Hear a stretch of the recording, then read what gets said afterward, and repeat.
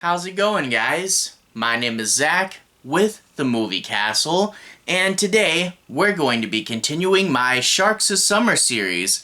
Sharks of Summer is a series I do around here where once a week, at least once a week, during the summer, I take a look at a shark movie. And this week, we're going to be taking a look at The Black Demon. This is from 2023, directed by Adrian Grunberg, and stars Josh Lucas, Fernanda Urrejola, and Julio Cesar Cedillo. And actually, amongst the production companies on this movie, we have BuzzFeed Studios.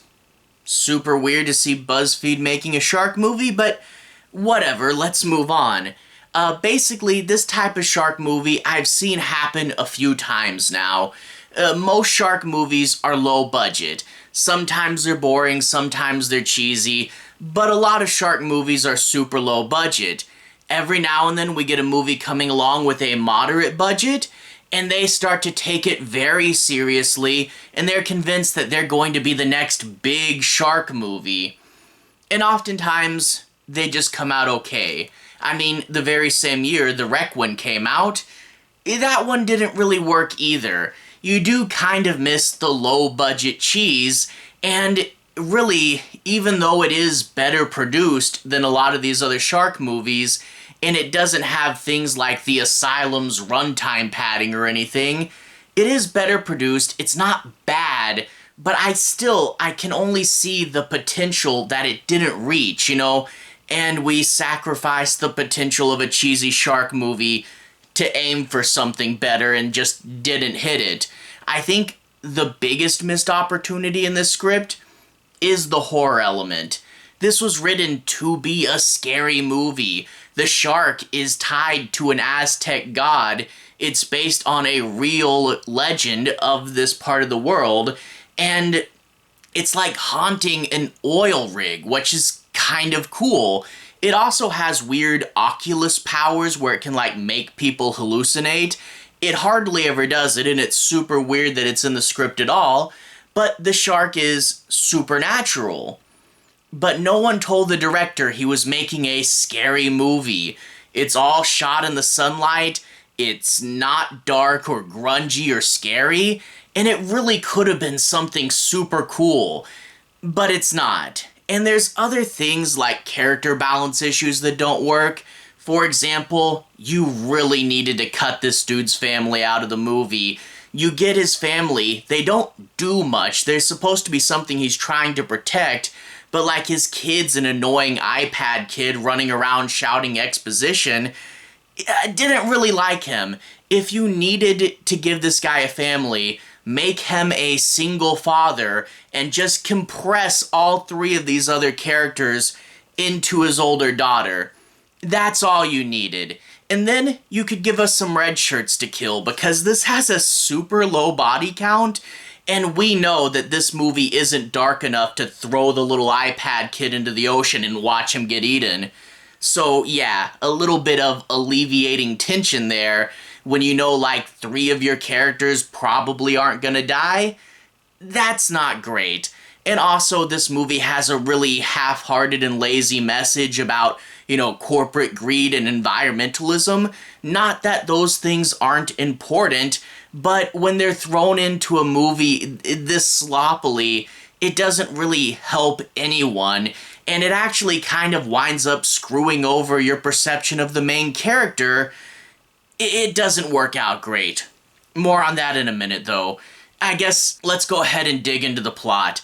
I'm not going to do any major spoilers, but I do want to take a moment to analyze the movie, talk about what works and doesn't. I'll be avoiding ruining the ending, though, but without further ado, no major spoilers, but let's dig in a little bit.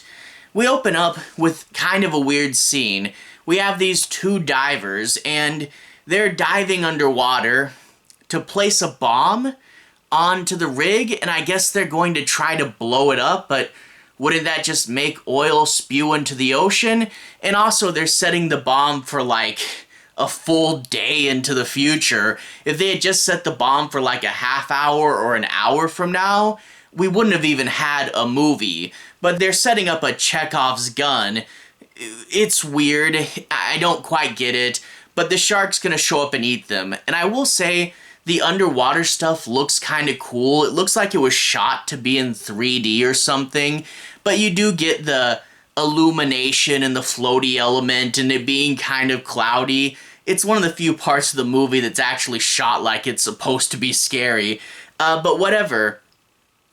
We cut to our main character, a dad who's an inspector on this oil rig, his wife and his 2 kids, and they're going to Mexico, and the idea is that this is a place that he remembers being prosperous because of his company, and now it's all run down.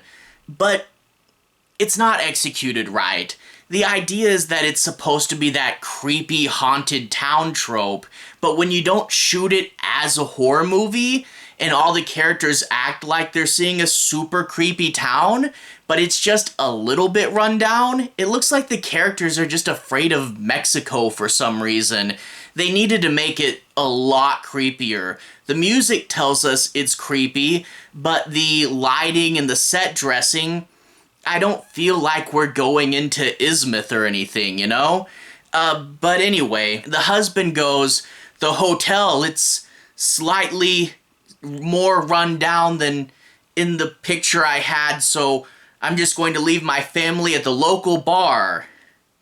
Which is a weird choice. And then he goes off to the rig, and eventually a little while later people will harass them, and they jump in a boat and they're gonna go off to the rig about a half hour behind the main guy.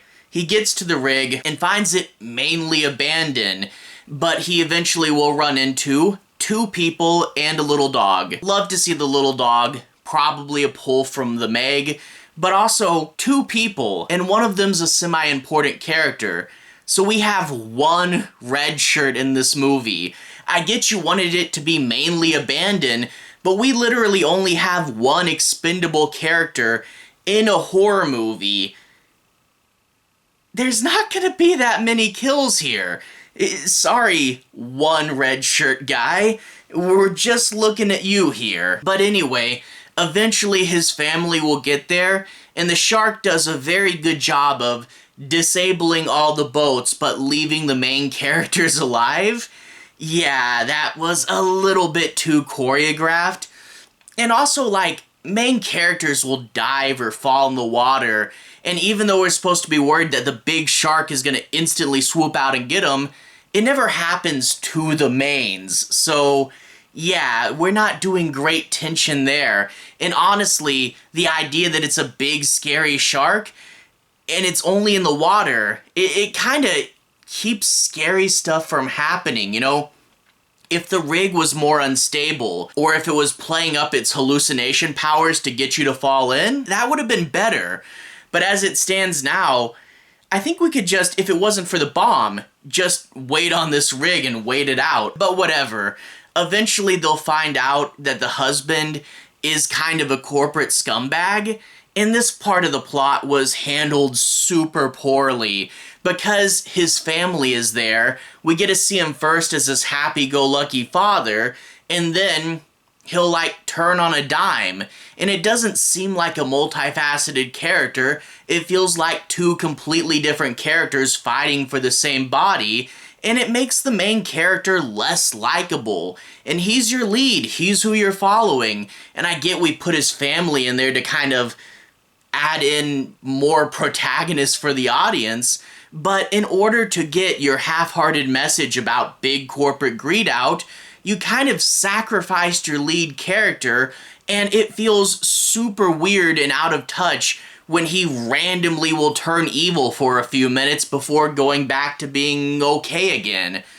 Yeah, this was all messed up. You know, if you wanted to do this, maybe have it be more of a twist reveal at the end or something, but as it stands now, it's all unbalanced, and like I said, the characters, you know, your lead is sacrificed, the family is annoying and doesn't do much, and then you only have 2 other people on this rig, and that's not near enough people for the shark to plow through. It's one of those movies you get to the end and you're like, how did we spend so much time? How did we spend an hour 40 and gets so little done. And so much of the movie is them just talking and saying, look, main character, yes, you know there's a shark out there, but you need to believe this shark is magic for some reason. If you don't accept the supernatural side of the shark, well, really nothing changes, but we're going to make sure you believe it, okay? Yeah, it's just a mess. And if they had focused more,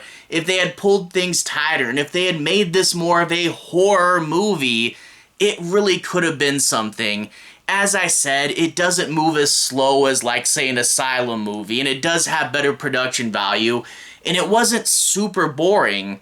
But man, to see it come out so messy, especially when it had somewhat of a budget and somewhat of potential behind it, it's not great. If you see it for streaming, you might give it a watch, just don't expect the world of it. It definitely has some faults. Anyway though, to everyone who's watched so far, thank you for watching. To everyone who's liked and subscribed, thank you. You really are helping the channel out. I'll leave a relevant playlist on the bottom. This should be my shark movies playlist, where you can see me talk about a bunch of other shark movies like Jaws, or The Requiem, or Sharknado. Anyway, have a good day. I'll see you guys again very, very soon. Relevant playlist on the bottom. Have a good day now.